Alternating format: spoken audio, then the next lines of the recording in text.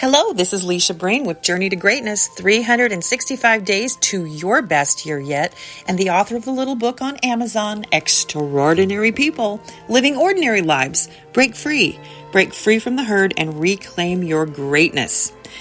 Today we're going to continue talking about the effects of limiting beliefs. And the reason, sometimes people will tell me I'm like a hammer, I just keep pounding, but the reason is that it's so important to get your arms around limiting beliefs, to understand why we have to learn about what's going on inside our heads, and then think about ways that we can overcome them. As I said yesterday, limiting beliefs, 9 times out of 10, they're created when we're very young, when we're vulnerable, when we don't have the tools in our mental toolkit to decipher between fact and fiction. We're like little sponges. We're up until 20 years of age, we just absorb a lot of information, especially before we're 10, and we just believe it to be true. So if someone tells us we're not very smart, or we're stupid, or ugly, what have you, we believe it, and we can take that to our deathbed unless we do that self-investigation and work toward overcoming those limiting beliefs. And the problem is if we hold on to limiting beliefs, there can be several adverse effects on you and your relationships in life. These beliefs can keep you from making good choices. And we talked about that yesterday. It can stop you from taking new opportunities or reaching your highest potential. Ultimately, limiting beliefs can keep you stuck in a negative state of mind. So Journey to Greatness is all about shifting your state of mind or your mindset so that you don't allow these limiting beliefs to hinder you from living the life that you truly desire.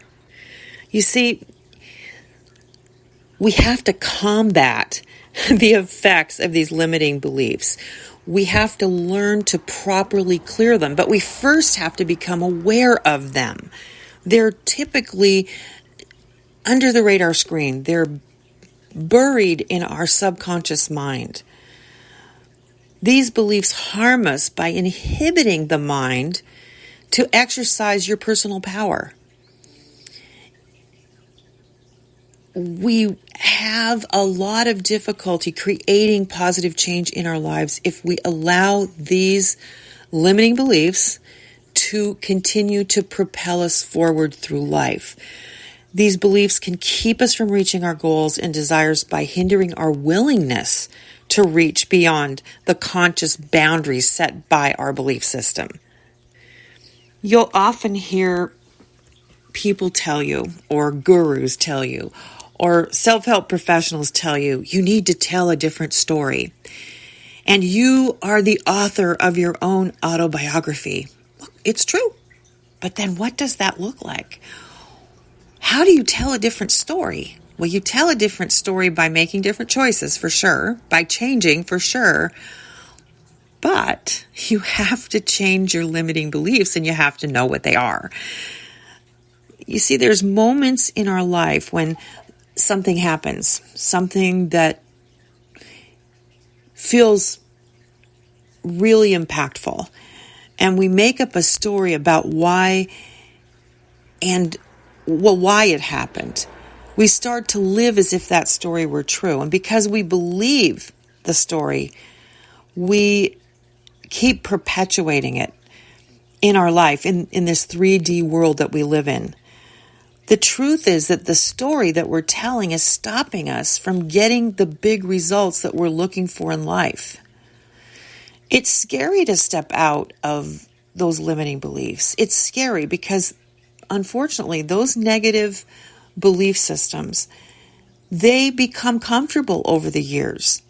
I'm not capable. I'm not lovable. They're hurtful. They hurt.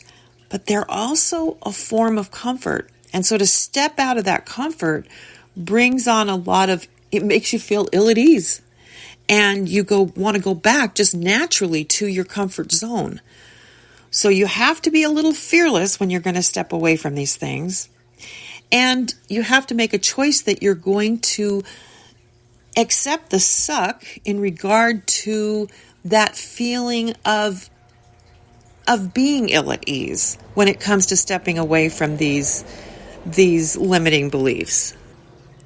We have to unpick our limiting beliefs one by one. When we start realizing what they are, when we get in touch with what they are, we can then free ourselves to live a fuller, more fulfilling life. We can build on our confidence and our purpose in life. Once you find your real purpose and knock your limiting beliefs on the head, you can achieve more than you ever believed possible. I've done it myself. I was told in school, when I was in grade school, that I was a horrible student, that I was never going to be able to get through school. And I got very poor grades, and I really felt frightened of learning. I was petrified when I'd have to take a test. And that fear grew and grew and grew over the years to the point where I just gave up. I gave up. And I thought, I'm not very smart. I can't do this thing called school. And I went to college for one semester and was so petrified. This was when I was about 18. Petrified by the professors, petrified by the structure of college, so fearful, and had this belief that I couldn't learn because of what transpired when I was a kid. And I reinforced it every single year, every single grade. Well, I happened to be a person who loved learning, though, so there was an incongruency there. I love to learn. And I decided, as an older person, to go back to college. I've been back to college 3 times. But I got a 2-year degree in Washington State. And through that 2-year degree, I decided that I was going to work very, very hard at my studies. And mind you, I was a person who in high school and in grade school was getting D's and C's, but because I really believed I couldn't learn. Well, I became a 4-point student, or very nearly a 4-point student.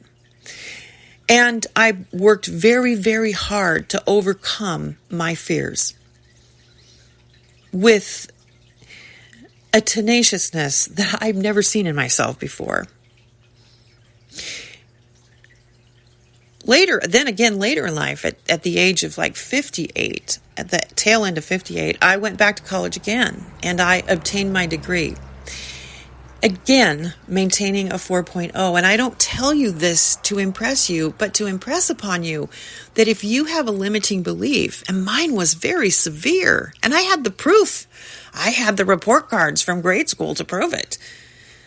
If you have a limiting belief that you are not capable of doing something, you can overcome it. You have to have the will, and then the will to overcome it, and then you have to have that dedication to take on a tough task and work through it.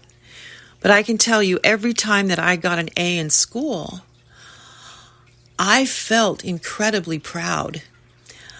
I felt vindicated in a way. But every class that I took, I relished.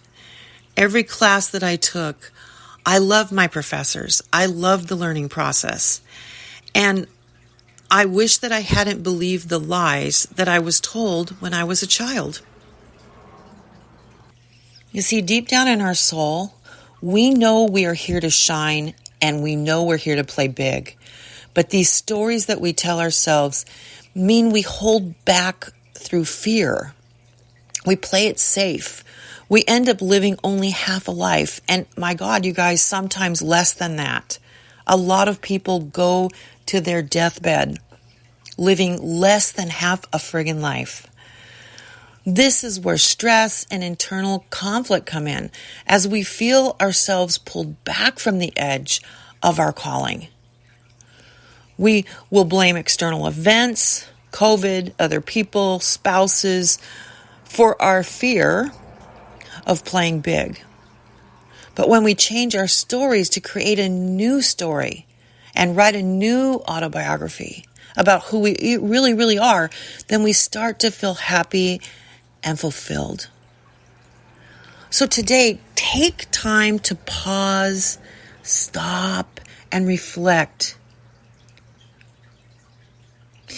If you feel fear or resistance about an activity, pause. Take a time out and become aware. That's what this whole mindfulness meditation is all about. Is it builds your awareness muscle. When we have better awareness, consciousness about ourselves and our circumstances, we can make better choices. Become aware of your thoughts and start to understand and believe that they are not truth. Write down your thoughts and identify these stories and these lies that you're telling yourself. And understand that you created these lies by giving meanings to events, but they are not the truth about you. Take back your power. Stop blaming the outside world for your results. You alone are in command of your thoughts and your life. So again, as I said yesterday, your job this week is to familiarize yourself with your limiting beliefs and make an effort. Write them down in your journal, whether these aha moments come from your mindfulness meditation or they come from just taking a time out and sitting down and writing them down. Become aware. That's the first step. Now, I hope I've given you something to think about. As always, we are going to go into our meditation, our mini mindfulness meditation together. And today's meditation is called Breathing in the Light. So today I want you to sit down and get comfortable. If you're driving your car, please pull it over to the side of the road. And once you're in place, I want you to close your eyes. We're going to think about breathing in the light. Are you settled? Are you sitting up straight in a dignified fashion? Okay. To begin, make sure your eyes are closed and take a deep breath in through your nose and out through your mouth. And we're going to take 2 more deep breaths in and out through our mouth. Deep breath in and out through our mouth. 1 more. Deep breath in and out through our mouth. As you continue to take these deep breaths in, imagine a ball of light in your toes. Each time you inhale, imagine that the ball of light is growing in your body. Notice as it spreads from your toes up through your legs. From your legs up through your stomach. From your stomach up through your chest. From your chest, there's that ball of light into your arms. From your arms into your hands. Now imagine that light filling your head. Now take time to notice how you feel. Does this make you feel calm? Does it make you feel warm? Or something else? Once you have noticed your feeling, take another deep breath in through your nose and out through your mouth. And 2 more. In through your nose and out through your mouth. Another deep breath in through your nose and out through your mouth.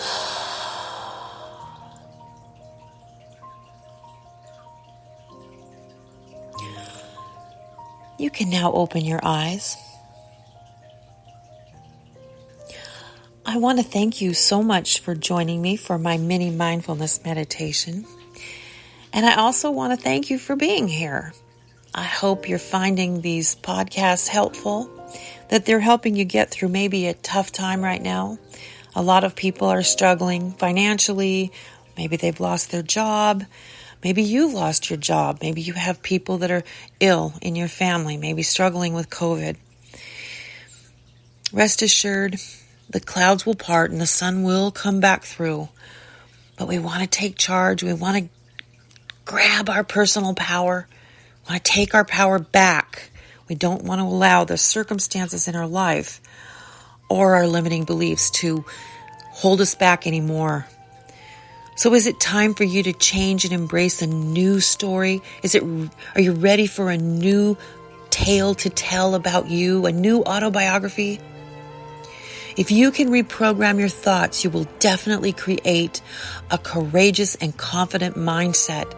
And that's what Journey to Greatness is all about.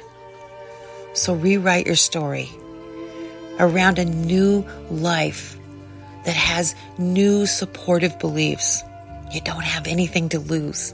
You've got everything to gain. Thank you for being here. God bless you. Be bold, be brave, and always, always, always be your authentic self. Until we meet again.